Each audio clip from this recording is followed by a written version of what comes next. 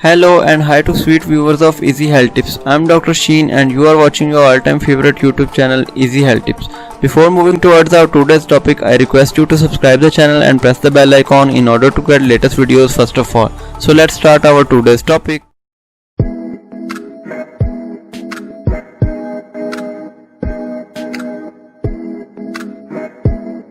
On June 28th of 2019, France experienced its hottest day ever when temperatures reached 45.9 degrees Celsius. That's over 114 degrees Fahrenheit. But some people weren't feeling the heat quite as much as everyone else. Some people always seem to feel cold, no matter how hot everyone else around them claims to be. So what gives? Let's look at some of the scientific explanations for the endless chill these people feel. First and foremost, we have to understand how human body temperature works. Mammals and birds are warm-blooded. This means that our bodies are capable of regulating their own temperatures, and because humans are mammals, we have this nifty ability. On the other hand, cold-blooded animals like snakes, lizards, and, well, anything that isn't a mammal or a bird can't regulate their own body temperatures and have to rely on their surroundings for temperature regulation. Now, just how do our bodies go about regulating temperature?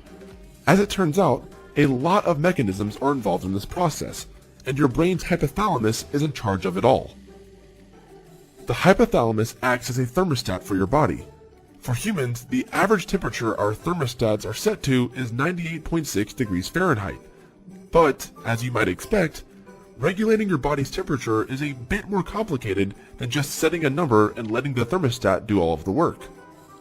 The hypothalamus has to talk to and work with several different parts of your body in order to know what adjustments need to be made. If any of those systems mess up at all, your body's temperature can drift away from that average. For example, your skin plays an incredibly important role in telling your brain what adjustments need to be made to temperature. After all, your skin is what comes into contact with the outside world. If it's hotter outside, your skin undergoes a process called vasodilation, which leads to sweating, allowing the evaporating water to cool you down. And if you're too cold, your skin will undergo vasoconstriction, which is what's responsible for those goosebumps you get when you're feeling chilly. Some people have a condition called autonomic dysreflexia, in which their nervous system overreacts to stimuli. Their bodies will sometimes unnecessarily undergo vasodilation and begin to sweat profusely, or go in the opposite direction and get a case of the chills, accompanied by those telltale goosebumps. There are other reasons someone's body temperature could be out of sync with everyone else's.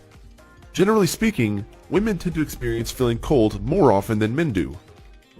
In fact, one study found that the hands of women were on average 3 degrees cooler than men's hands. The hypothesized reason for this is that men's bodies tend to have a higher density of muscle, while women's bodies tend to have a higher density of fat. Muscles generate heat when they do work, while fat cells store heat. This is actually why you begin to shiver when you get cold. Shivering is simply the rapid movement of muscles done in an attempt to generate some much-needed warmth. The flow of warm blood is the primary means by which our bodies regulate temperature. It is, after all, where the term warm-blooded came from. So, it shouldn't be a surprise that anything which can influence your blood flow will directly impact your perceived temperature.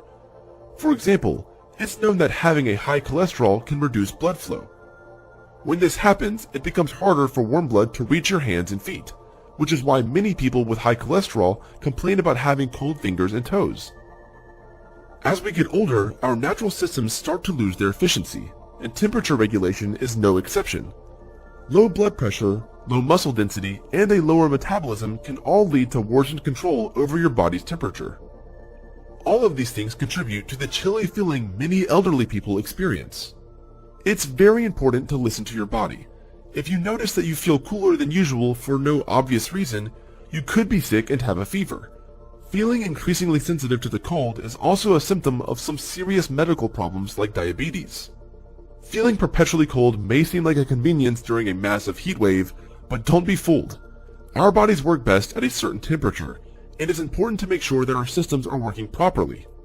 If the thermostat in your home broke, you'd surely call someone to come fix it. So, if you find yourself feeling chilly, talk to a doctor and make sure your internal thermostat is okay. Oh, and be sure to tell your friend who is always cold to do the same.